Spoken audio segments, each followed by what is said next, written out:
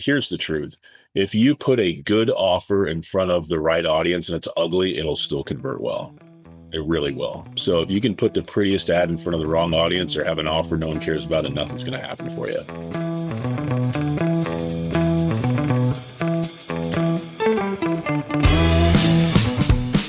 Welcome to the Agents of Change, the podcast experience you've been waiting for your entire marketing career. Search, social, mobile, AI, blockchain, and neuromarketing. These are the Agents of Change, and so are you. Digital marketing success awaits, and your transformation begins now. Welcome to another episode of the Agents of Change podcast, the podcast that's here to help you reach and engage more of your ideal customers online. My name is Rich Brooks. I'm your host. This is episode 585, powered by Flight New Media. Hey, are you tired of digital agencies that are unresponsive, that never bring you any new ideas, that send you cookie cutter reports once a month that were obviously generated by the press of a button? If you're looking for a more effective strategy, deeper expertise, and new ideas to generate more leads for your business, well, that's what Flight New Media was built for. Whether you need help with SEO, paid ads, branding, or a website that works for you rather than the other way around, head on over to takeflight.com or fill out the contact form at the Agents of Change website, and I'll be the one that follows up with you. Funnels are one of those funny things in marketing. Either people swear by them or they ignore them completely, just hoping that clever messaging and a bold call to action button will carry the day. Whether you're a fan of funnels or not, understanding how to create a compelling offer for the right audience and building a pathway to success will improve your conversion rate and ultimately your bottom line. And that's what we're going to talk about today. But before we get to that, earlier this week, I was doing a presentation locally for the Maine Public Relations Council called AI in PR. And this was a variation of a presentation I've been doing lately around AI in marketing, but I added a new group of slides all about creating the perfect prompt, because I see that as something that people are constantly asking about. In fact, if you go online, you do a search, you go to YouTube, you're going to find all of these AI experts and gurus sharing their way to create the perfect prompt, whatever their framework is. And I've seen a bunch of these. Roll and goal was the first one that I ever heard of. And basically the idea of rather than just like asking AI a question, you give it a role and then you give it a goal. So the role might be something like, you are a PR professional with years of crisis management experience. And then the goal would be is create a crisis plan for a company that just had an oil spill in the Gulf of Mexico or the Gulf of America, depending on what color your hat is. That's the idea of role and goal. Very simple, and very often you'll get better results with it. But there's a bunch of them. Another one is called clear, which is context, limits, examples, ask, and refine. I took a course, a really good course, that had us develop out our prompts in what they called an AI strategy canvas that had 10 sections. And sometimes these prompts were like thousands of words long. And then I recently took a course that almost had an anti-framework question where it said, why would you limit AI in all and let AI create the perfect prompt? The bottom line is, I don't know if there's one right prompt for every situation. And sometimes it might make sense to try a different approach. I mean, you probably don't have an entire wardrobe filled with just black dresses or blue suits or wherever it may be. You try different things depending on the situation. So what I would recommend is find a prompt framework that works best for you, but don't be afraid of experimenting and maybe trying just asking it a question when you want more of an open-ended experience. But if you want something very specific, then those longer, more specific prompts often will work. Anyways, I hope this is helpful if you've been struggling with getting the best results from your prompts. But again, just try different approaches and try different frameworks. Now, let's take a look at improving our funnels so we can build our business. My next guest is a speaker, author, entrepreneur, limited partner real estate investor, podcast host, and digital marketing architect with a passion for helping other small business owners with their sales funnels. He prides himself on his ability to connect with people and speak to them in a language they understand. He He was able to design successful marketing automation machines, all while keeping a positive attitude and a sense of humor along the way. Not always easy. Today, we're going to be talking about your sales funnel and how to improve it with Jason Wright. Jason, welcome to the podcast. What an intro, man. I appreciate it. Thanks for having me here. Of course. Now, I am always curious about how did you get started in digital marketing and working with other companies on their sales funnels? Yeah, it's interesting. It's a big old happy accident. So I was trying to get out of the corporate world like so many people, and was insistent on starting a business online. My wife would be like, "What are you going to do?" But I don't know. I haven't figured it out yet. And I actually started making money writing online. So it was back in the day, SEO stuffing, when you used to be able to do that and kind of cheat Google so people would hire me for that. That's really a long time ago. That's probably 15, 16 years ago. And this business didn't exist then. And then it was blogging, copywriting, and I was using Upwork and trying to find writing jobs. So I was focused on convincing people to quit their 9 to 5 with my blog, intentionally inspirational, but I hadn't done so myself. So I was like, am I an imposter? Well, anyway, this business had some expenses, but no income. So I discovered Upwork, and I was helping people rewrite their blogs, making a little money just to kind of pay for the tools. And I just started noticing, as I would learn about Facebook ads or Active Campaign, there's other people looking for the same thing. I was like, man, that's a lot more money than I'm making writing. It seems more fun. So I don't know. I just applied for a few jobs and told people I don't have any experience, but what I've done for myself, and I'll learn no matter how long it takes. And people hired me. So I built this glowing amount of reviews on Upwork with marketing. And it was, I was really an architect before I really understood the strategy. And once I started working with more successful businesses, I started to see kind of the nuances, the consistencies among their marketing architecture. It helped me figure out strategies. So it was never the plan, but I enjoyed it. I was pretty good at it, and the opportunities were just there. So. And when you're talking about these successful architectures, are you talking about companies that had figured out their sales funnel, bringing people from wherever they might be hanging out online to some conversion point and beyond on their own websites? Yeah, so people would say hey, I've got these 3 or 4 different programs. I need them to talk to each other in this way and that way. I don't know if it's possible. Can you do it? So I would figure out how to actually make the stuff flow.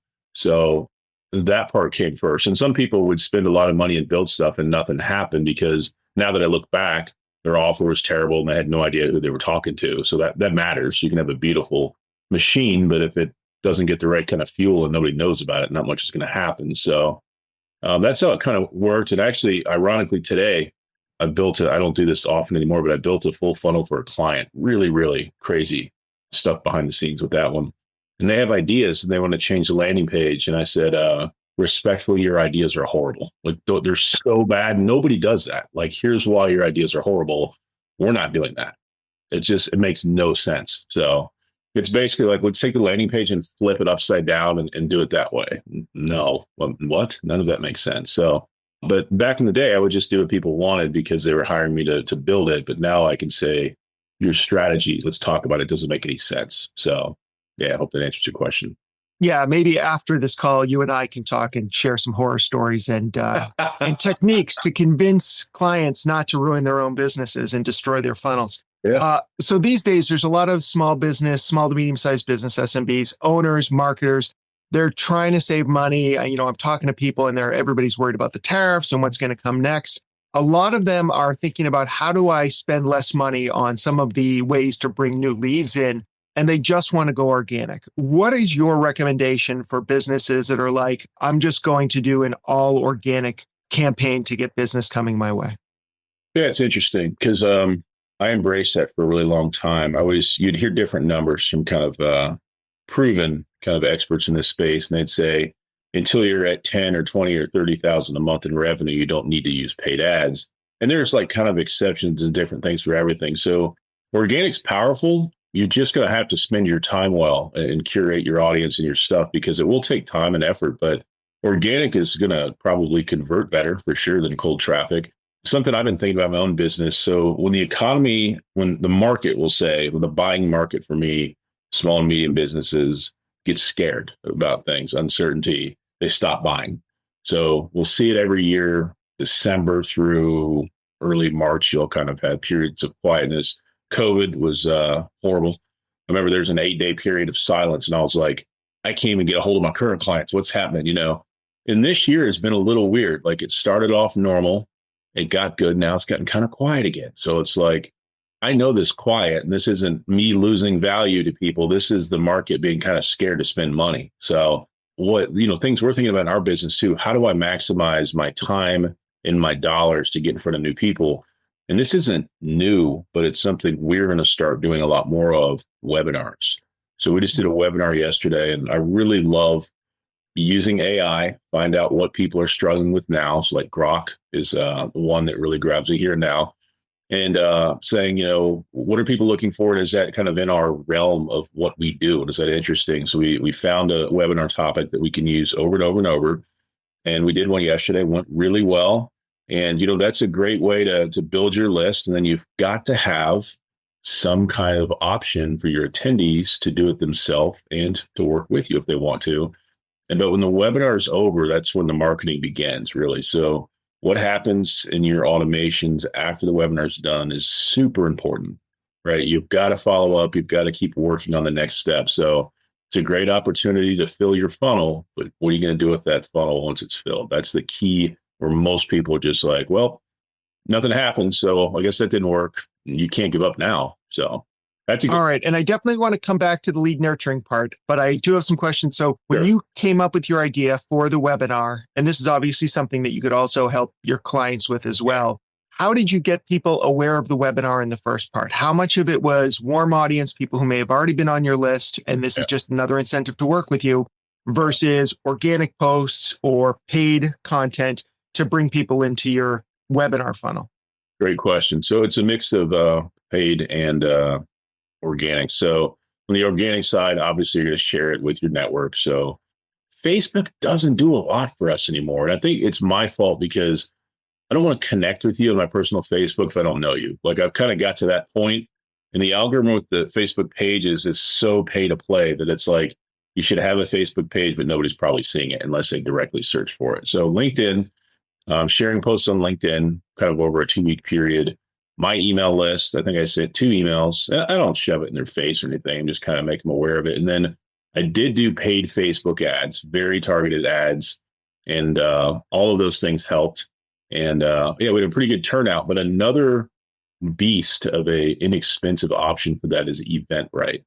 So Eventbrite has some neat options where you can take a CSV file, upload it to an event, and you can actually, Eventbrite will send the emails for you. So if like people unsubscribe, they're unsubscribing from Eventbrite, not you. So it kind of puts this layer of protection in there.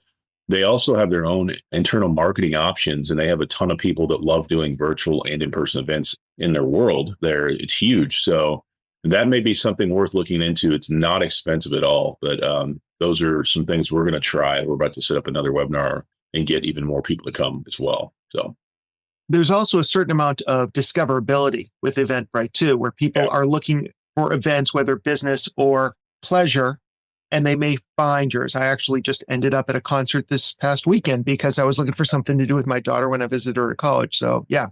You mentioned AI briefly. So what impact has AI had in your clients when it comes to the ads, the targeting, the creatives, all aspects of it that maybe wasn't there just a few years ago? Yeah, so it's kind of scary, but AI can really do anything. So you can create images with it, videos, copy. But here's the thing. Don't make the mistake in that realm of just going, oh, AI spit it out, it's good to go. You need to run the human eyes over it. And you may go, nobody really talks like that, so we're going to make it sound more like me or whatever. So you want to keep your eye on it. But as far as being able to generate leads with Google and ChatGPT, and that's a little bit different angle, but man, some of the things you can do at scale, it's unbelievable. So there's some really powerful advantages. There's people doing things out there in marketing that I thought I was pretty good. I saw some stuff last night and I was like, man, I feel like it's my first day on the job. Holy cow, this stuff, it's amazing. So, but the other thing, if somebody has their own podcast, they can announce their webinar there. If they have their own captive audience, school, community, Facebook group, et cetera, those are other organic things that they should take advantage of as well. So I should have mentioned that last question. Well, and what I'm hearing from you is you're not relying and you're not recommending that people rely on one channel for new leads, new customers. We've talked about organic, you've talked about paid ads, talking about building community as well, or having these community areas that you can pull from. So it sounds like you don't want to put all your eggs in one basket. Yeah, I mean, I think diversity is king. I mean, you've heard the horror stories where, in the past, people maybe built their business on Google search, right? And then the algorithms changed and they go from page one to not page one, and it changes everything. So I think it's smart to diversify. And it's interesting because for a long time, Facebook was really good for business for us. And then it was LinkedIn, and then it was something else. And things change, right? So it's nice to have some experience and kind of relationship with more than one platform for that reason. All right. When it comes to working with your clients on crafting the creative aspect of the ads, how important do you feel it is that the ad look good, or is it more about the offer and targeting the right audience? That's a really good question. Man, that's good. So what they teach you with Facebook ads, and if you think of scrolling in your feed, they teach that the first thing that gets people's attention is the image. The second thing is the headline, which is a word right below it. And if that is interesting, then they go above the image to the copy. Now, I've seen some ads lately that are copyless on Facebook, right? Just an image and a headline. I'm like, that's really interesting. This ad's got 500 likes. So it's interesting to experiment, but here's the truth. If you put a good offer in front of the right audience and it's ugly, it'll still convert well. It really will. So if you can put the prettiest ad in front of the wrong audience or have an offer no one cares about, and nothing's going to happen for you. So I say the most important thing for sure is, do we know this is a need because we're using things like AI and having conversations with actual people that are our targets? If there's a pain point there, even a halfway decent offer will get attention. So it's really ready to start. Should it look good? Yeah, but some people obsess too much about the design. They obsess about with emails, and it just doesn't matter. People are going to forget so fast what it looked like. It's just not worth the time you put into it. That's an interesting take, because I sometimes feel that, really good design, you don't even realize that you're looking at really good design. And unfortunately, you don't want people to realize that they're not looking at an ad in terms of it can be native to the platform, but if it's not eye-catching, then it's not doing its job. You want to be able to stop that scroll. So sometimes ugly is the way to go. Yeah. And if you go super ugly, it's all about like interrupting their view, right? So you can do, I've done upside down pictures of people just to like get people just test stuff out. But sometimes the stuff you don't think will work really well works really well. So that's why you got to test. Always test. Yeah. What are your thoughts on traditional landing pages? Are they still a must-have, or when do you feel they deserve a spot in the funnel? Yeah, it's interesting because I got on this funnel wagon early with ClickFunnels and Russell Brunson, and not everybody knew about it, and then everybody knew about it, and then everybody was doing the same thing. So it's funny because like with paid ads now, a lot of times like we're running straight to a webinar registration page. I just use the page native to whatever webinar platform, where we might run people straight to a form and they're bypassing a landing page altogether and they go right into CRM. So it's not always necessary, but if you like a lead magnet and you want to push traffic to that, I would definitely use a landing page.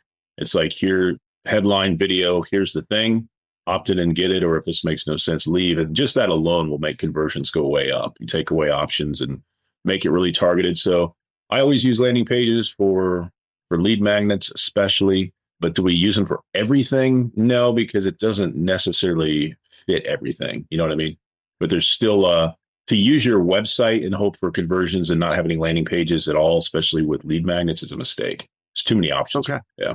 How do you feel about the lead forms that are now often coming with the platform, like Facebook or LinkedIn have built-in lead forms where the people don't even leave the platform? Have you played around at all with those? Have any experience? Yeah. So LinkedIn, I haven't used theirs. Facebook, I've definitely used theirs. The nice thing about it is you'll get a lot of leads. The bad thing is the quality can be really bad. And I had a client that is still working with me, but we were doing lead forms and he started getting these bot attacks. So he'd get like 50 submissions today and it was all BS and we couldn't stop it. There's no CAPTCHA or option or anything. I was like, this is nuts. And then the other problem we had is we'd have this was really weird. We had one guy who kept submitting these leads and I knew him. He was a former client just by chance. So I reached out to him. I was like, dude, what are you doing? You've filled out this form 5 times. He's like, I'm just really, really eager. And I'm like, so bot attacks and duplicate submissions are not good. So we actually invested into type forms like Big Boy package, and you can stop all that. They've got like AI powered behind the scenes capture. You don't check a box or anything. It's all IP address and what's the other thing? Something else driven. And then you can turn off duplicate submissions and then your quality goes way up. So we don't use them anymore for that reason because it's pretty hard to be like, I know what you're paying me, but I can't help you with all these fake submissions. Like that's not what we do. So I think you'd probably have the same issues on LinkedIn. Yeah. You had mentioned CRMs earlier. So as people go through the funnels, they fill out the information.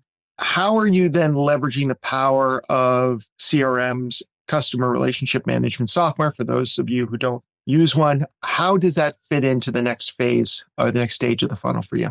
Yeah, I mean, so the stuff we're talking about, getting people in the funnel, that's the beginning of the relationship. The CRM is essential to do a couple things.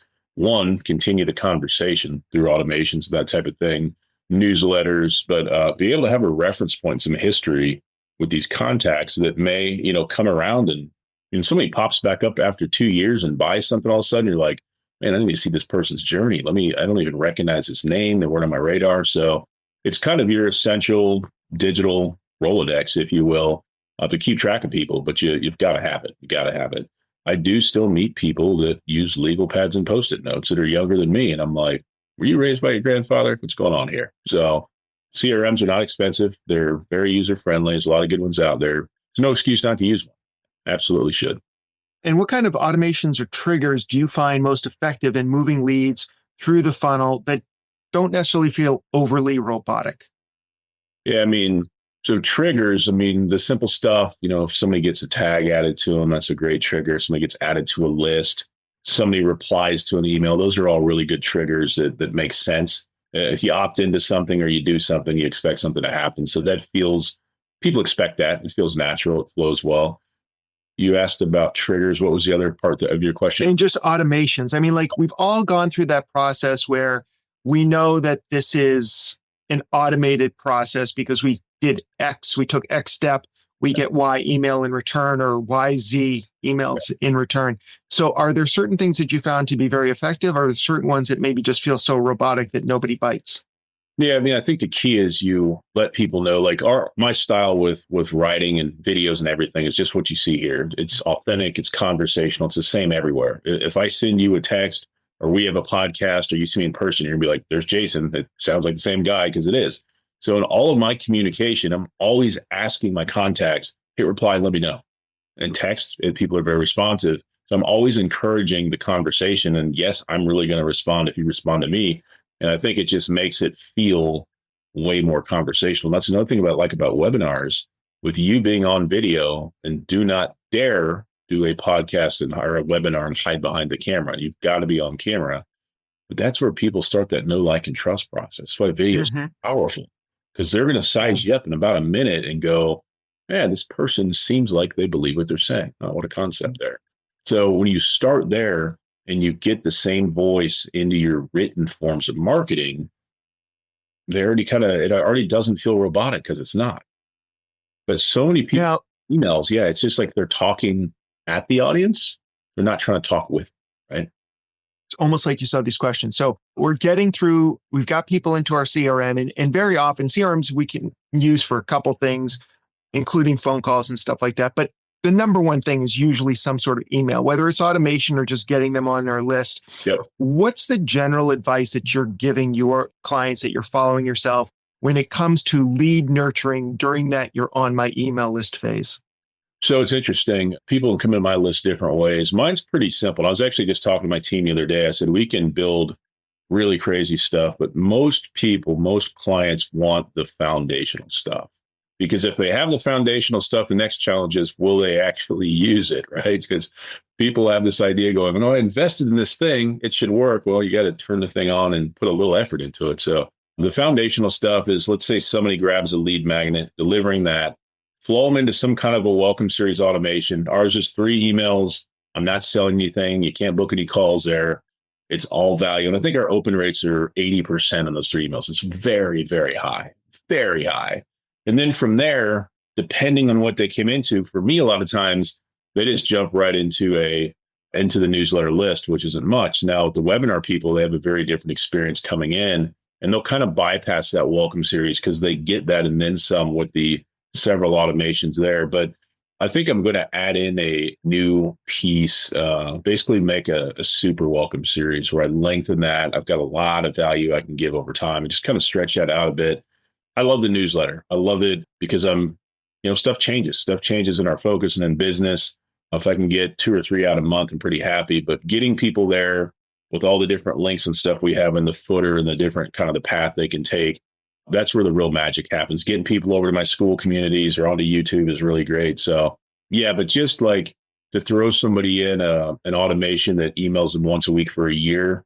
I mean, it sounds great, but man, stuff changes so much. I can't tell you the amount of people that have looked back and like, I don't even do this anymore. I forgot this was here. So the newsletter is nice because it's still current and accurate with what you're doing and thinking about now. So I want to circle back to something you talked about earlier, the offer and targeting. And maybe I should have asked this question at the beginning because it feels like from what you're saying that this is perhaps the most important part to jumpstart the process. So when you're talking to your clients, you get a new client and you're trying to understand their business, their audience, what are some of the things that go into here's the perfect offer for the perfect audience? Yeah, and it's part of what I do that makes it easier for me is I have a pretty well-defined person that I'm working with, right? So I kind of know the answer to the question and they may tweak it and make some little adjustments, but for the most part, I know what they're going to say. And as a service provider, that makes my job a lot easier. So it's like, hey, I've worked with 200 other people just like you. And a lot of times that's helpful for them because there's like, this is what I'm thinking, but are other people struggling with this thing? So if it's like, somebody that's in a business that I've never worked with, will I work with them? Maybe if it's a high ticket service based business, but if it's widgets or something, that's not really my realm. So I don't try to help everybody because I don't want to help everybody. If that makes sense. So I really know kind of the type of clients I serve and what their audiences are like from kind of a macro, and they can kind of fine tune it from there. But just with what we're talking about, what automations do I like? All of that stuff can be very simple and effective. But again, can you keep getting your brand in front of new people? And that is going to be a challenge with organic because organic's great, but how do you keep getting in front of new people each and every month? Because you're just adding connections and contacts with the way that algorithms work. Your stuff's not going to show to all those people. It's going to be a very, very small percentage. So therein lies the slow growth experience. All right. If a listener wanted to get started or improve their sales funnel today, what's one step they could take to get started? Yeah, believe it or not, still the lead magnet, right? Having something that somebody can exchange their name and email for of real value. So we're not talking about an ebook. I think you can go bigger. I think you can go with some kind of video or series of 3 videos, but having real value that's unique from you because you put your touch on it is the key. It just helps you stand out, honestly. So there you go. All right. Jason, if people are listening today and they're like, I think Jason could help me, where can we send them online to learn a little bit more about you?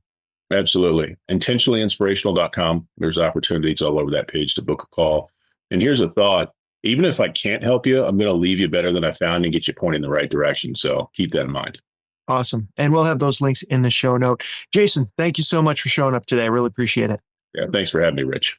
For a full transcript of my conversation with Jason, along with a blog post and show notes and links to everything Jason shared, including his contact information, just head on over to our website at theagentsofchange.com/585. One takeaway I had from my conversation with Jason is that the best marketing doesn't feel like marketing. It feels like helping someone move from a place of pain or discomfort to a place of relief or success. That's what makes you an agent of change. See you next week with more great content and advice to help you generate more business online and off. Don't miss another thrilling episode of the Agents of Change podcast. Be sure to subscribe on your favorite podcasting platform.